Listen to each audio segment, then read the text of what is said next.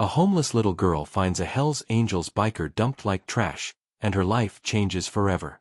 Some men spend their whole lives building something only to have it taken from them by the very people they trusted with their back. And some men don't survive long enough to realize what happened. But this man did barely. The landfill on the edge of the city didn't care who you were. It smelled the same whether you were a king or a beggar. Hot rot smoke, the sweet, sickening decay of things that had been used up and thrown away. 8-year-old Valerie Bellard knew that smell the way most kids know the smell of breakfast. It wasn't disgusting to her. It was just morning. Her bare feet, toughened by years of cracked pavement and broken glass, moved carefully between the debris. She wasn't playing. She hadn't played in a long time. She was working. Because Grandma Rose's breathing had turned wet and wheezy the night before, and the medicine wasn't free, and the money didn't come from anywhere unless Valerie went out and found it herself. She scanned the ground with practiced eyes. Old copper wire, a cracked phone, a piece of aluminum that might be worth something if she stripped it right. She almost missed him. Her foot caught on something that wasn't metal, wasn't plastic. It had weight to it. Density, the stubborn resistance of a human body. Valerie looked down and her heart stopped. Music. He was huge, even lying collapsed and broken in the filth. The man looked like something built rather than born. 6 feet 2 inches, maybe more. His arms, covered in ink from wrist to shoulder, were thrown out at his sides like a man who'd been dropped from a height. His leather vest was torn, stained dark with blood and grime, but the patches on it were still visible. A skull wreathed in flames, and above it 3 words stitched in red. Hells Angels, Nomads. His face was turned to one side, jaw clenched even in unconsciousness. Music, a deep gash running above his left temple. The blood had dried black in the heat. On his wrist, incongruously, almost insultingly, a heavy gold watch caught the afternoon sun and threw it back like a challenge. Valerie stood frozen. Every instinct her 8 years had given her said run. Big man, biker, blood, danger, run. But then she heard it, a sound from somewhere deep in his chest. Low, guttural, a groan that didn't sound like a threat. It sounded like a man begging the darkness not to take him yet. She crouched. Her hand trembled as she reached for his neck, pressing 2 small fingers to the pulse point the way she'd seen doctors do on the old TV her grandma kept by the window. "They're faint." "But there, sir," she whispered. "Sir, you need to wake up. You can't stay here." He didn't move. She looked around fast. The landfill had eyes in the late afternoon. Scavengers, older kids, men who saw that gold watch and would make a very different calculation than she was making right now. Night was maybe 2 hours away. After dark, this man was dead, not from the head wound, from what would find him in it. She dug into her backpack. Half a bottle of water, her only one, saved for the hottest part of the day. She poured a careful trickle over his cracked lips. His eyelids moved, fluttered, then opened. Gray eyes, pale as river stones, completely lost. "Where?" His voice came out broken, scraped raw. "Where the hell am I?" "The landfill," Valerie said quietly with the calm of someone who understood that panic cost time they didn't have on the edge of the city, and you need to get up right now if you want to keep breathing. He tried to sit. The pain slammed him back down. He touched the side of his head, stared at the blood on his fingers like it belonged to someone else. "I don't." He stopped. Something moved behind his eyes. Fear. Real fear. "I don't remember anything. I don't know who I am. I don't know how I got here." Valerie studied him for a long second. The patches, the calloused hands, the jaw built for taking hits. This was not a man who scared easily. And right now, he was terrified. She made her decision. "It doesn't matter who you are," she said, pulling his arm with both hands. "What matters is we move now." Getting a 200-pound biker upright using an 8-year-old girl as the only support system is not something they teach you anywhere. But Valerie managed. He swayed. Music. She braced, he leaned, she held, and they walked. She guided him through hidden paths, trails she'd mapped over years of daily sing away from the main routes where the wrong people lingered. He moved in silence, except for the labor of his breathing, and the occasional grunt when his boot caught on something. She moved fast, scanning every shadow. "What's your name?" he managed after a few minutes. "Valerie." "Thank you, Valerie," he said. And the way he said it, quiet, stripped of everything, told her more about him than any patch on his back ever could. She didn't answer. Music. She kept her eyes on the path. By the time they reached the landfill's edge, the city lights were beginning to blink on in the distance. He stopped for a moment, staring at his own hands, the tattoos, the scars, the watch like they belonged to a stranger wearing his skin. "Do you think I'm dangerous?" he asked, and she could hear him dreading the answer. Valerie looked up at him, at those gray, unguarded eyes. "Dangerous men don't look scared," she said simply. "You look terrified, so you're probably just in trouble." He had nothing to say to that. They kept walking. Neither of them knew in that moment that the road they were walking together was going to change both their lives completely. But that's the thing about the moments that matter most. You never see them coming. What would you have done in Valerie's place, walked away, or reached out of hand? Rose Bellard had survived things that would have broken most people. She'd buried a husband, raised a daughter alone, watched that daughter disappear, and leave behind a granddaughter she was now raising on beans and willpower.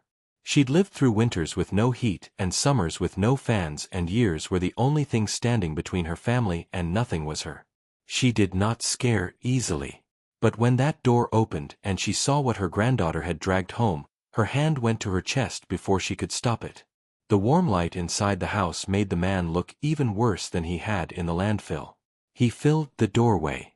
That was the first thing Rose noticed. A mountain of leather and ink and dried blood. One arm draped over the shoulder of an 8-year-old girl who was struggling and refusing to show it under his weight. His vest was shredded at the collar. The patches on it meant something. Rose was old, not ignorant. She knew what those patches meant. "Grandma, it's me." Valerie's voice was calm in that infuriating way she had. The way that meant she'd already made up her mind and was simply informing the world. "I brought someone who needs help." Rose stood up from her chair slowly. Her joints protested every inch. She crossed the room and looked at the man the way a doctor looks at a patient, not with kindness first, but with assessment. Head wound. Real one, blood loss. The trembling in his legs wasn't weakness. It was the body burning its last reserves. The man's eyes found hers. Gray eyes, still confused, still lost, but in them something else. Not aggression, not calculation, shame. He was ashamed to be seen like this. Rose had not expected that. "Who is this man?" she said, turning to Valerie, her voice carrying the full authority of a woman who had never once in her life been ignored.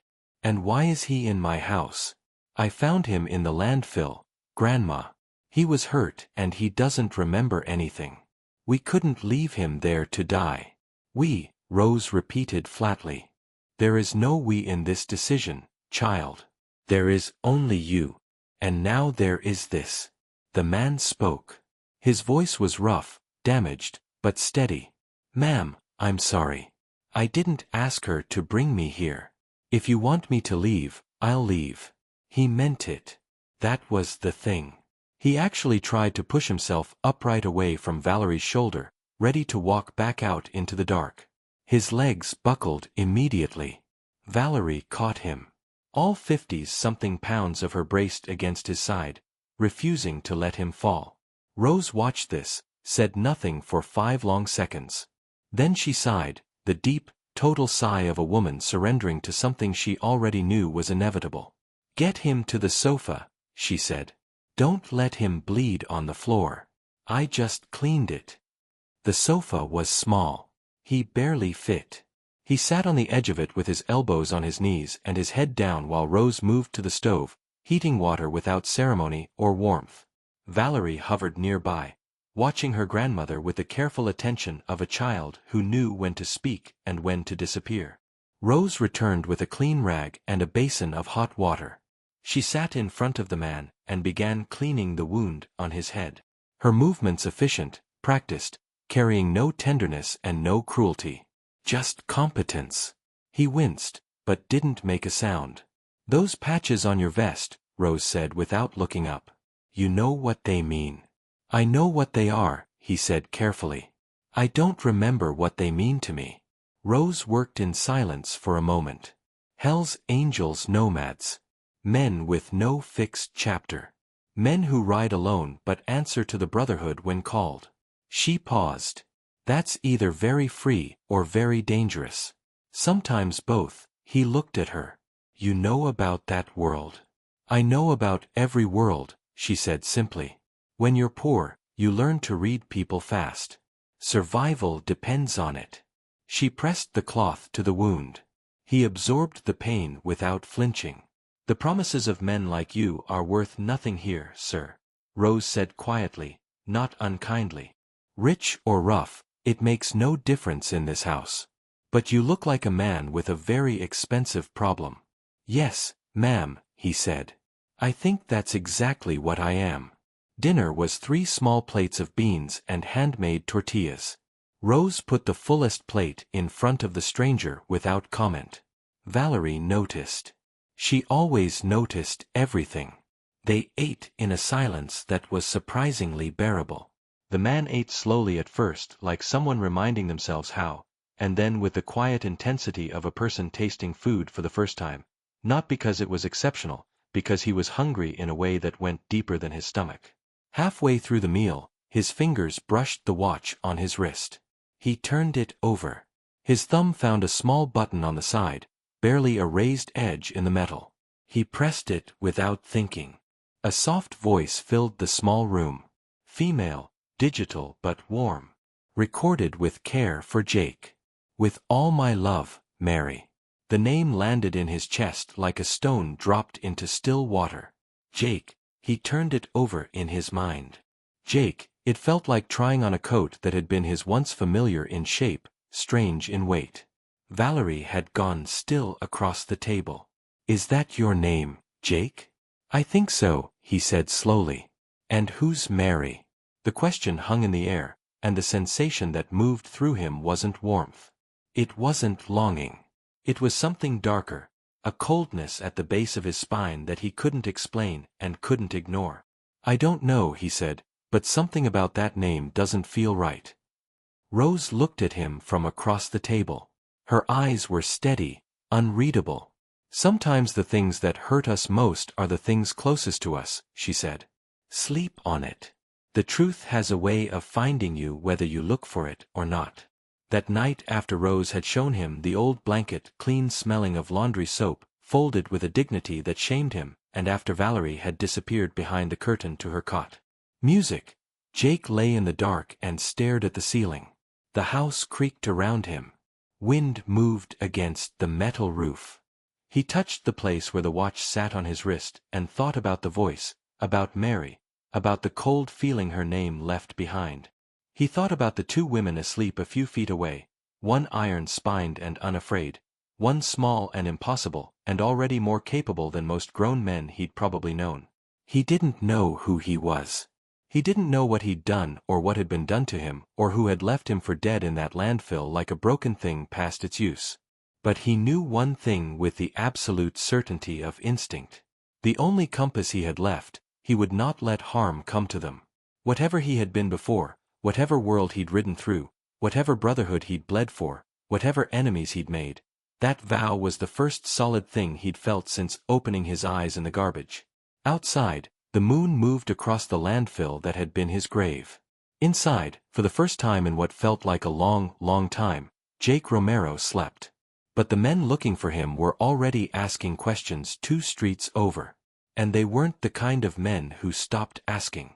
What would you do if the only people keeping you safe were the ones with the least power to protect themselves? There's a particular kind of fear that doesn't announce itself. It doesn't rush in loud and obvious like a storm you can see coming from miles away. It creeps. It settles. It sits in the corner of a room and watches you quiet and patient until the moment you let your guard down. Jake had felt it every morning since waking up in that landfill. By the third day, he understood why the danger hadn't passed. It had simply been waiting for him to feel safe. Dawn came the way it always did in that neighborhood without ceremony. No alarm clocks, no slow, gentle light, just the sudden flat brightness of a sun that had no interest in being poetic about it. Jake was already awake when Rose appeared in the kitchen. He'd been awake for hours, lying still on the sofa, listening to the house breathe around him, cataloging the sounds the way a man does when some buried part of his brain refuses to stop being a soldier, even when the rest of him has forgotten the war. Rose moved around the small kitchen without looking at him, heating water, measuring coffee with the focused economy of someone who had never once in her life wasted anything. She set a cup in front of him without a word. He wrapped both hands around it. The warmth moved up through his palms and into his arms, and for a moment, he just sat with that, the simple, extraordinary fact of someone handing him something hot without being asked. "You were awake all night," Rose said, not a question. Most of it, thinking or remembering. Jake looked at her. "Is there a difference?"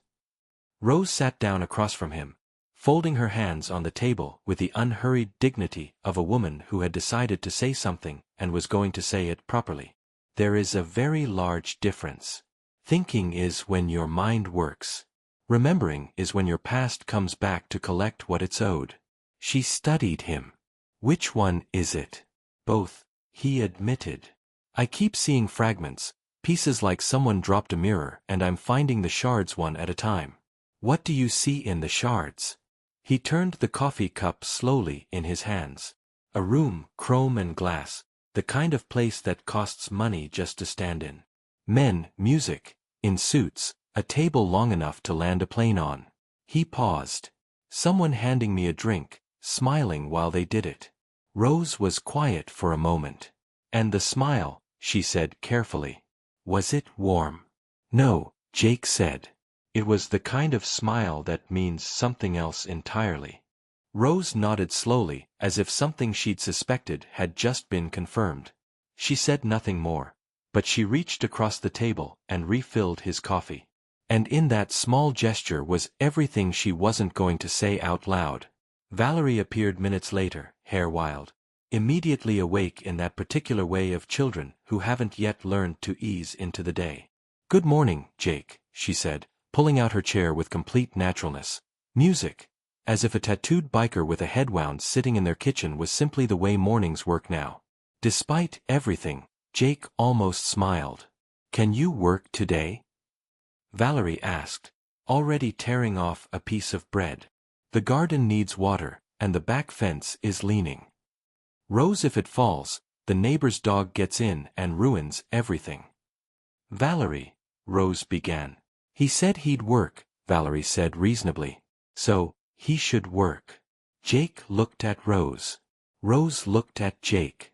Something passed between them. The silent, slightly exhausted acknowledgement of two people who had both just been outmaneuvered by an 8-year-old. "She's not wrong," Jake said. "He worked." It was humbling in a way he hadn't anticipated. His hands, which bore the evidence of 1,000 miles of road and more than a few fights, turned out to be almost completely useless at drawing water from a well. The rope burned his palms in new places. The rhythm of it escaped him. Valerie watched him struggle for approximately 40 seconds before stepping in with the calm, slightly pitting patience of an expert watching a beginner. Fighting it," she said. "Don't fight it. Let the weight of the bucket do the work on the way down. Save your strength for the pull." He tried it her way. The bucket came up clean and full. "How do you know all this?" he asked. "Because I do it every day," she said simply. "You learn things when you have to." He stood there for a moment, water dripping from the rope onto the cracked earth, and felt something shift in him. Not a memory, something newer than that, respect. In the afternoon, while Rose rested, Valerie walked him through the small garden behind the house. She moved through it the way some people move through a library, with reverence and ownership and the quiet authority of someone who knows exactly where everything is. "Mint," she said, pointing. "Good for stomach aches and headaches." Rose uses it for both. She moved on. Tomatoes, still green, don't touch them yet. And those, she pointed to a cluster of low-growing plants near the fence. Those are the ones that matter most. We eat those when everything else runs out. Jake crouched beside them. His knee popped loudly on the way down the complaint of old road miles, and Valerie glanced at it without comment. You ride a lot, she said. He looked up. What makes you say that? Your knees. Rose's friend, Mr. Domingo, used to ride horses every day for 40 years. His knees sound the same as yours. She tilted her head. Also, the patches and the calluses on your left hand are different from the right, like you grip something that vibrates. Jake stared at her. I'm 8, she said, reading his expression. Not blind. That night, the three of them sat around the kitchen table after dinner, and for the first time since Jake had arrived, the conversation went somewhere real. Do you have family? Rose asked. Besides Mary, whoever she is, Jake turned the question over. A fragment surfaced. Not a full memory, just a texture. The feeling of a door he used to open. A voice on the other side that he'd been too busy to answer properly. I think I have a daughter, he said quietly. I don't know her name, but I can feel the shape of her the way you can feel a word that won't come. He looked at the table. And I think I let her down before all this. Whatever all this is, Valerie was watching him with those eyes that missed nothing. You should fix that, she said. When you remember how to find her. I know, he said. People wait longer than they should, Rose added softly. And the weight in her voice said clearly that she was speaking from somewhere much closer than philosophy. The silence that followed wasn't empty. It was the kind of silence that holds things grief, regret, the particular ache of time that can't be reclaimed. Jake felt it settle over him and didn't try to push it away. He was still sitting with it when the knock came. Except it wasn't a knock. It was a voice outside on the street, educated, measured, asking questions in the tone of men who already knew the answers and were simply confirming what they'd come to do. Jake was on his feet before he'd made the conscious decision to move. He was at the window before Rose could speak, pressing himself against the wall beside the frame, angling one eye to see without being seen. Two men, dark clothes, no cuts, no colors. These weren't Brotherhood. These were suits wearing the posture of suits, back straight, chins up, the practiced authority of men paid to be intimidating. One was talking to the neighbor across the alley. The other was scanning the street with a slow, professional patience that told Jake everything he needed to know. These weren't police. Police don't scan streets like that. These were clean-up men. His stomach turned to stone. Jake. Rose's voice low, absolutely calm. She was already standing, already moving Valerie away from the window with one hand. The way a woman moves a child she's protected 1,000 times before. How many? 2 that I can see. Are they looking for you specifically, or sweeping? He watched the one doing the scanning, the pattern of it, the way his eyes moved, not randomly but systematically, working outward from a fixed point. They have an address range, Jake said. They're narrowing it. Rose nodded once, then she did something that stopped him cold. She walked to the front door and opened it. Rose, she stepped outside before he could finish the sentence. Jake pressed back against the wall, heart hammering, watching through the cracked window as the 70-year-old woman walked directly toward the two men with the unhurried confidence of someone who owned every inch of ground beneath her feet. Evening, she said pleasantly. You're looking for someone? The taller man turned. We're looking for a large man. Tattoos, possible head injury. Seen anyone like that in this area? Rose tilted her head thoughtfully. A man like that came through here 2 days ago. Scared my chickens. Headed south toward the rail yard, I think, looking for somewhere to sleep. She paused. Is he dangerous? Should I be worried? The men exchanged a glance. The tall one smiled, polished, professional, completely empty. Nothing to worry about, ma'am. Thank you for your time. Rose watched them go. Then she turned and walked back inside, closed the door, and latched it. She looked at Jake. He had no words. "Close your mouth," she said quietly, moving back toward the kitchen. "I'll make more coffee." Valerie was watching her grandmother with an expression that was equal parts awe and complete unsurprise. The look of a child who has long since accepted that the person raising her is simply built differently from other people. Jake sank back against the wall. His hands, which had been steady through all of it, were shaking now because he understood something with absolute clarity. Those men hadn't come to ask questions, and Rose had just bought him time he hadn't earned and couldn't repay. But the real question, the one that kept him awake long after the house went dark again, wasn't about the men. It was about the drink, the smile, the chrome and glass room, and the name that still sat at the edge of his memory like a splinter working its way to the surface. Maurice. He didn't know yet what that name meant, but by the feeling it left in his chest, he was about to find out. Have you ever had someone protect you at a cost they never mentioned? Someone who stood between you and the danger without asking for a single thing in return. Hold that feeling because what's coming next? Jake didn't see it coming either. There are moments in a man's life when everything he thought he was gets stripped away.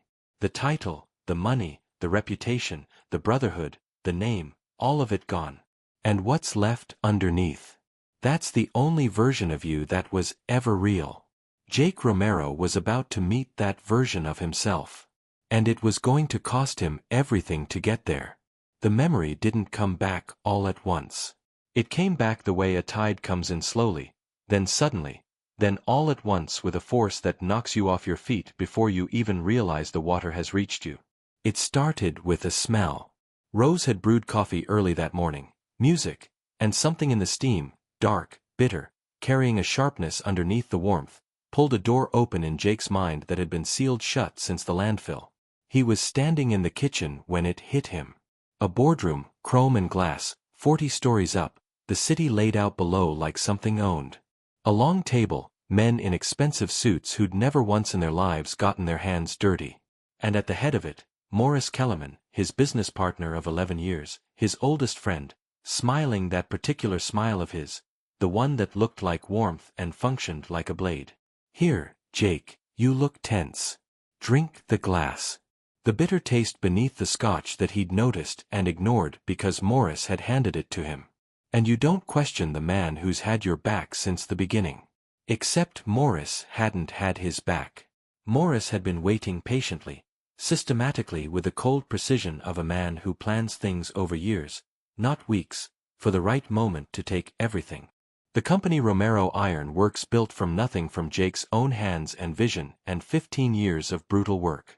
The accounts, the properties, and Mary, his music wife, the woman whose voice was on that watch for Jake with all my love. Mary, the nausea hit him so hard he had to grab the kitchen counter. Valerie was beside him in seconds. Jake, look at me." He looked at her, those steady, serious eyes, 8 years old and already the most grounded person in any room she entered. "I remember," he said. His voice came out strange, flat, like something had been removed from it. "I remember everything." He told them at the kitchen table. All of it. Rose sat across from him with her hands folded, listening without interrupting, the way she always listened, as if every word deserved its full weight before she responded. Valerie sat beside him close enough that her shoulder pressed against his arm.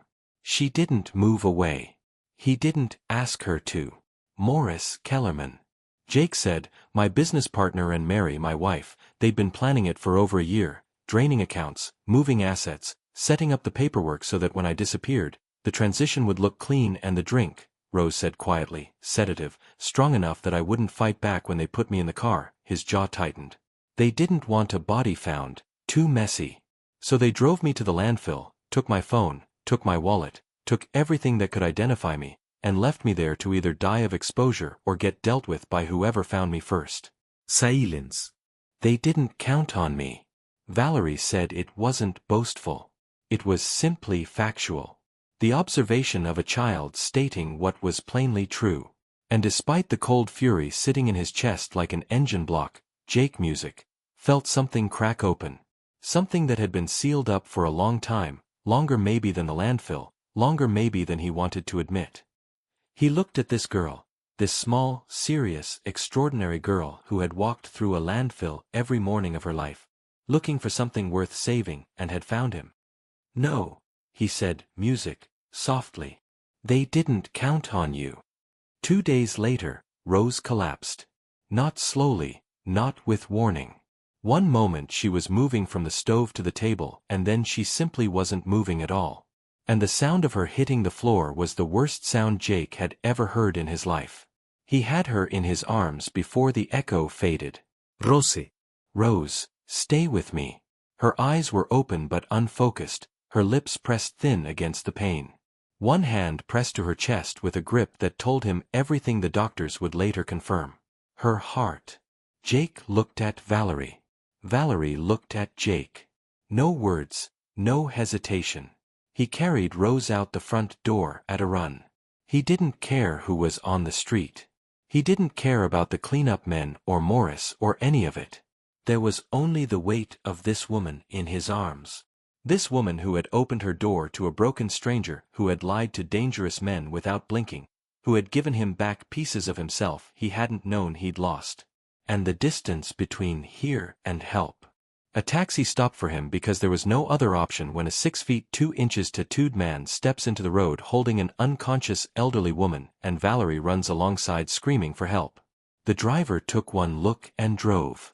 The hospital waiting room was the particular kind of ugly that only public hospitals achieve. Plastic chairs, fluorescent light, the antiseptic smell that is supposed to suggest cleanliness but mostly suggests desperation. Music. Jake sat in it with Valerie tucked under his arm, her face pressed against his side, and waited. He looked at the watch, turned it over in his hand one last time.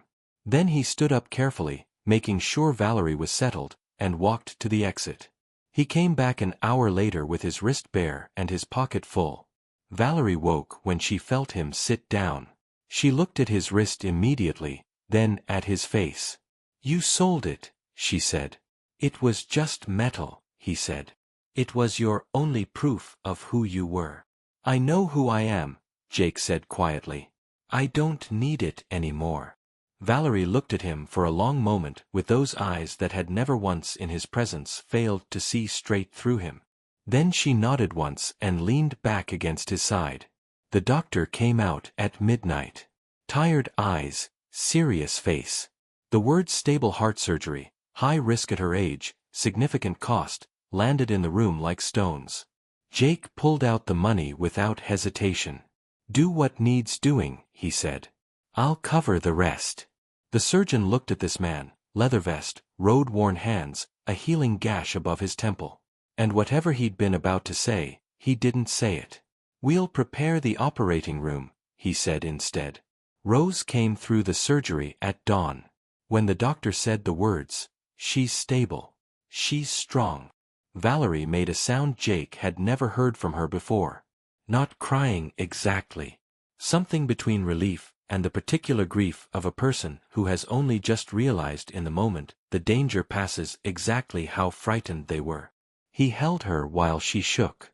And something in that moment, the disinfectant smell, the cold fluorescent light, Valerie's small hands gripping the front of his vest, broke the last sealed room in his memory wide open. He saw his daughter Renee, 15 years old, standing in a doorway of the house he'd been too busy to come home to, looking at him with the specific devastating disappointment of a child who has stopped expecting her father to show up and is no longer surprised when he doesn't. The pain of that memory was sharper than the wound on his head had ever been because he'd done that. Not Morris, not Mary, him, his absence, his obsession with the company, the empire, the relentless accumulation of things that turned out to matter exactly as much as they'd always deserved to, which was not at all. "I have to fix something," he said aloud. Valerie looked up at him. "The company, my daughter," he said.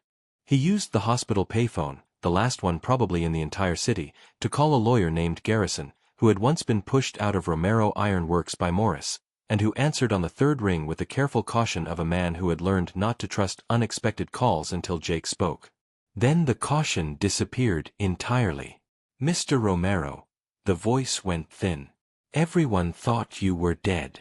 I know, Jake said. I need you to make sure they regret that assumption. Can you do that? Give me 48 hours, Garrison said. And Mr. Romero, don't go anywhere near Morris or the company until I've moved the pieces into place. Promise me. Jake looked through the hospital window at Valerie, asleep in the plastic chair, her head tilted at an angle that was going to hurt her neck when she woke up. 48 hours, music, agreed. He went back to Rose's house one last time before he reclaimed his world. Rose, home from the hospital and installed in her chair with the iron dignity of a woman who regarded convalescence as a personal insult, watched him pack the few things he'd accumulated, the notebook full of memory fragments, the old cap Valerie had given him, the small medal he wore around his neck. You know who you are now, Rose said. It wasn't a question. Yes. And who is that? Jake paused, considered it honestly. Someone different from the man they threw in that landfill. I know that much. Rose nodded slowly. Good. That man wasn't worth keeping. Valerie appeared from behind the curtain. She'd known he was leaving. She always knew everything before he said it. Her eyes were dry. She had made a decision about that. He could tell, but her jaw was set with the particular stubbornness of someone maintaining composure through significant effort. You promised, she said. I promised, he confirmed. He crouched down to her level, took the medal from around his neck, Saint Christopher, patron of travelers, worn smooth by years of road miles, and pressed it into her hand. Keep that, he said, until I come back to get it. She looked at it, then she closed her fingers around it. Take too long, she said. Rose needs the roof fixed again, and I can't do it by myself. He laughed, a real laugh, full and unguarded, the kind he suspected he hadn't produced in years before any of this happened. Then he stood up, nodded once to Rose, and walked out into the city. The confrontation at the Romero Iron Works building was not what Morris had expected. He'd expected lawyers, possibly police. The slow, grinding machinery of legal processes that wealthy men are very good at navigating because they've built their entire lives on the understanding that the machinery moves in their favor if you know where to apply pressure. He had not expected Jake standing in the boardroom wearing borrowed clothes that didn't quite fit. A healing scar above his left temple. Hands that had spent weeks drawing water from a well and pulling weeds from hard ground. Hands that looked nothing like the soft, executive hands Morris remembered. The eyes were different, too. That was the thing that stopped Morris cold before he could compose his expression into something useful. The eyes, they weren't angry. They were clear. Still the eyes of a man who has shed everything that wasn't essential and found underneath it all something that cannot be intimidated. Surprised, Jake said. Morris's mouth moved. Nothing came out. Don't, Jake said quietly. I remember everything. The drink, the car, all of it. He set a folder on the table. Garrison has already frozen the accounts and filed with the fraud division. The police are on their way for you specifically. And Mary, he paused. Mary can talk to my lawyers, but right now I have somewhere more important to be.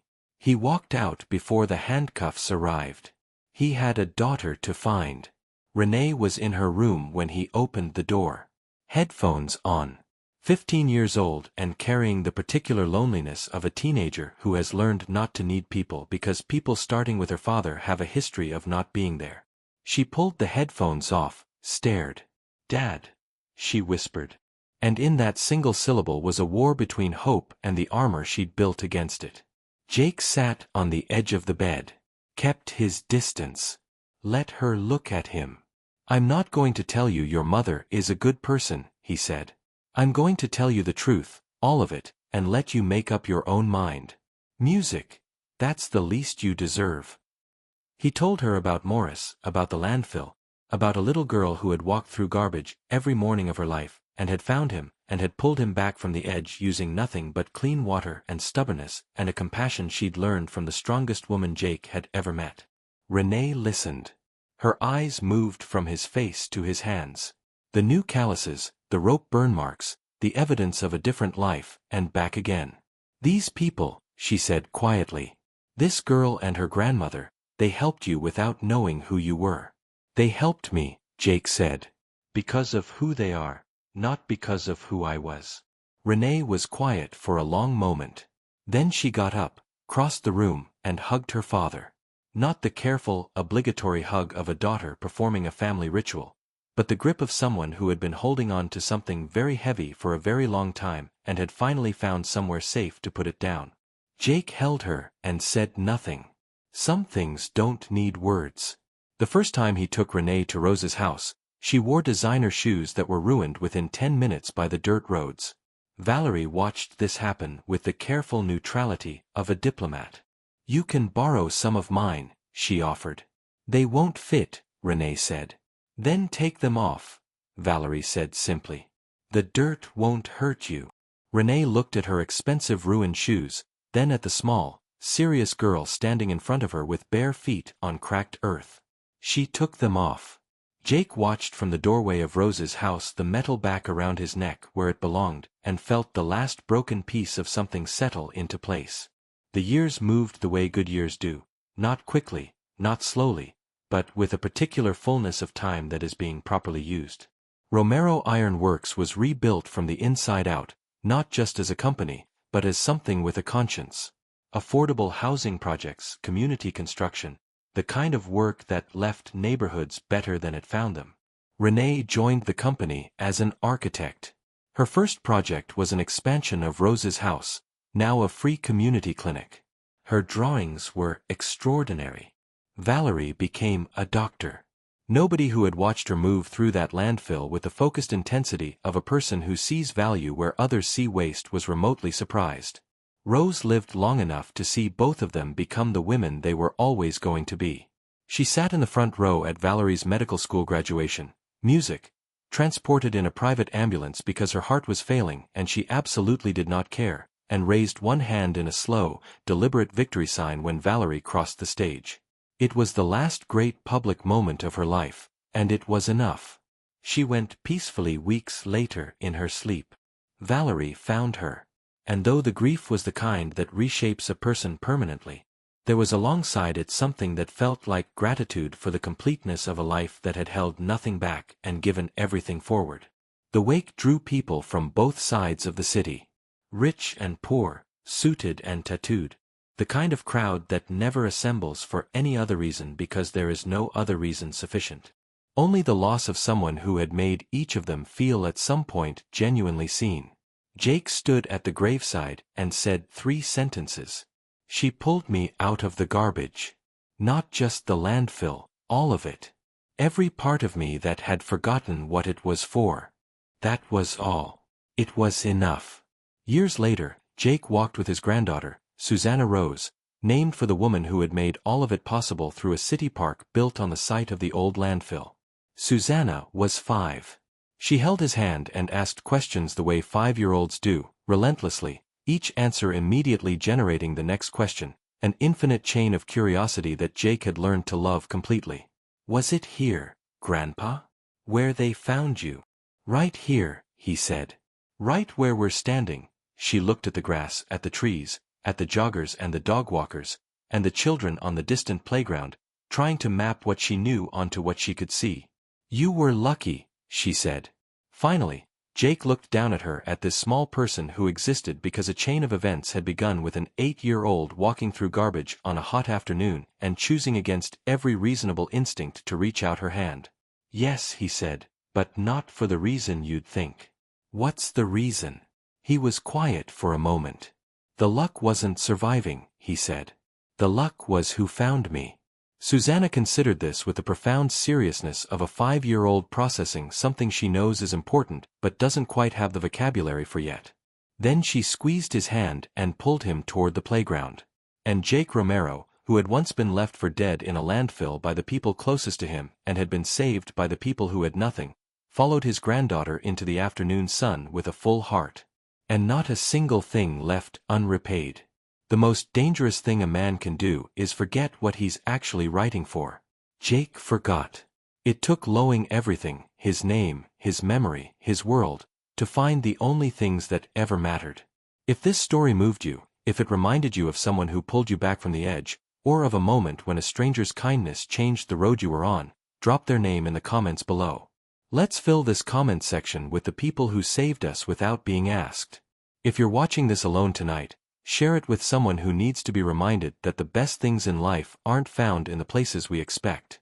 And if you believe that real wealth has nothing to do with what's in your account, you already know where you belong. Hit that subscribe button because every story we tell is for people who understand exactly that. This has been Light Whispers Tales. Ride safe, love harder, and never ever leave someone worth saving behind.